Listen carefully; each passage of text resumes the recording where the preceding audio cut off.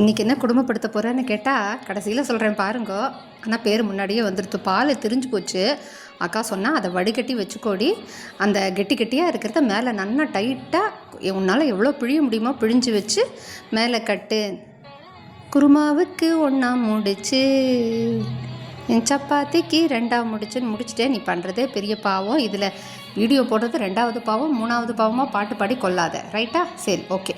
ஒரு 3-4 மணி நேரம் வேண்டாம், 1 மணி நேரம் போகிறோன்னா இருந்தாலும் நான் 3-4 மணி நேரம் நல்லா தொங்க விட்டுட்டு வந்தேன்.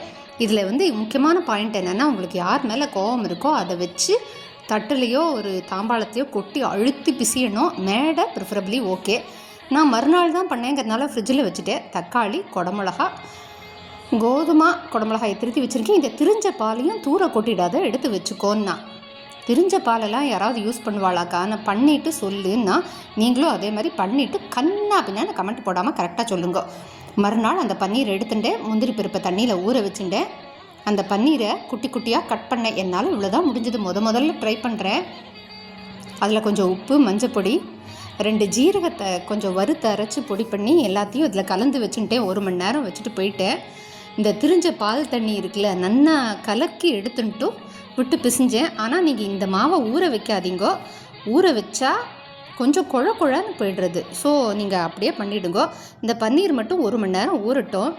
அக்காட்ட கேட்டேன், பன்னீர் வச்சுருக்கேன் கண்ணு, ரொம்ப சந்தோஷம்டி, பன்னீர் பட்டர் மசாலா பண்ணலான்னா. ஓ, குடமிளகாயை திருத்தி போட்டிருக்கேன் பாருங்க. ஓ, நம்ம கூட ஆற்றுல பண்ணலாமான்னு. சூப்பராக பண்ணலாண்டி. மறுநாள் அடுப்பை மூட்டிட்டு அக்காட்ட கேட்குறேன், இதெல்லாம் பண்ணிவிட்டு என்னை கூப்பிடு மேரினேட்டுன்னா. மேரினேட்டோ காரினேட்டோ நான் என்னத்தை கண்டேன். இன்னி தான் முதல்ல பண்ணுறேன். தக்காளி எடுத்து குட்டி குட்டியாக திருத்தி வச்சு மிக்சியில் போடணும். இதோ நெய் விட்டுருக்கேன். ஜீரகத்தை திருமாற மறந்து போய்ட்டு கடைசியில் காட்டுறேன். ஆனால் நீங்கள் முதலையே போட்டுக்கோங்க. ஜீரகம் போட்டு தக்காளி அரைச்சி விட்டுன்ட்டேன். வெறும் தக்காளி மட்டும்தான். அக்கா கேட்டால், என்னடி காய் வச்சுருக்க? அக்கா, வாழைக்காய், கத்திரிக்காயெல்லாம் இருக்குக்கா. உப்பு போட்டுட்டேன். பொடிங்கன்னு திட்டினா. சரி, வெண்ணெய் இருக்கான்னா. அக்கா, கடையில் வாங்கணும்க்கா. நான் மிளகாப்பொடி போட்டிருக்கேன். மிளகாப்பொடி கூட நான் பண்ண மாட்டேன்னு நிறையா தடவை முன்னாடியே சொல்லியிருக்கேன். சாரி, கடையில் வாங்க மாட்டேன், இதில் தான் பண்ணுவேன்னு. எங்கள் ஆற்றுல ஒரு மிக்சியில் போட்டு பொடி பண்ணி வச்சுப்பேன். ரொம்ப மையாக இருக்காது, இருந்தாலும் பரவாயில்லன்னு போட்டுப்பேன். இதோ ஜீரகத்தை கொஞ்சம் நன்னா இதுவே பண்ணிட்டு கொஞ்சம் கருகவே வறுத்துக்கலான்னு சொல்லுவான் என் பிள்ளை. நல்லா கருக வறுத்துன்ட்டு வச்சுட்டேன். அது மாதிரி ஏலங்கிராம்பு போடுறீன்னா, ஐயோ எங்கள் ஆத்துக்காருக்கு ஏலங்கிராம்பு பிடிக்காதுக்கான்னு. என்னத்தையோ என்ன பண்ண போகிற? சரி, நான் வா சொல்கிற மாதிரி செய்யின்னு சொல்லிட்டு 2 ஜீரகம், 2 கொத்தமல்லி, பச்சை கொத்தமல்லி, பச்சை மிளகா எல்லாத்தையும் போட்டு மிக்சியில் அரைச்சின்ட்டேன். நான் அப்போ போடுற உப்பு இந்த மிக்சியில் போட்டிருந்தேன்னா கொஞ்சம் நன்னா பொடியாக ஆயிருக்கும். நீங்கள் அப்படி வேணால் ட்ரை பண்ணி பாருங்கோ. குழப்பறேன்னா இன்னொரு தடவை நிதானமாக வேணால் முன்னாடி இருந்து பார்த்துக்கோங்கப்பா, ப்ளீஸ்ப்பா. நல்லா நெய்யில் விட்டு ஆரம்பத்தில் அந்த தக்காளி எல்லாம் போட்டு நெய் பிரிஞ்சு வர அளவுக்கு கொதிக்கட்டும். இந்த முந்திரி பருப்பை மீன் டைம் மிக்சியில் போட்டுக்கோங்க. மிக்சியில் போட்டுட்டு என்ன பார்த்தேன், மருதாணி செவந்து இருக்கா நன்னா? அதுதானே பார்த்தேன். எலியில் வால் நுழையிலங்கிற மாதிரி கதையை என்னை கவுத்தி விட்றாதீங்க.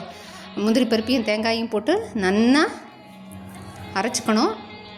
சரியா? இது நல்லா நெய் பிரிஞ்சு வந்தோடனே அக்கா 1/2 டம்ளர் தண்ணி விட்டுக்கோன்னா. 4 தக்காளிக்கு 1/2 டம்ளர் தண்ணி. தக்காளி மட்டும் அரைச்சி விட்டுட்டேன்.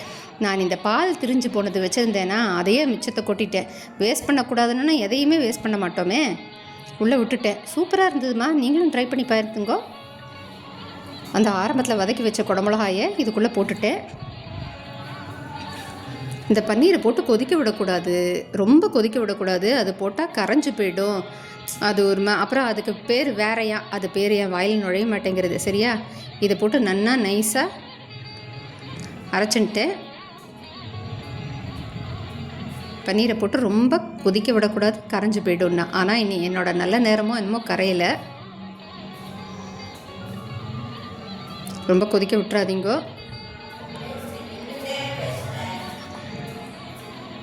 இந்த அரைச்சதை உள்ளே போட்டுருங்கோ. ரொம்ப நேரம் கொதிக்க விடக்கூடாது. போட்டோடனே கொத்தமல்லியை போட்டு ஒரு கொதி கலக்க விட்டு இறக்கிருங்கோ. பன்னீர் குருமா. ஓகேயா?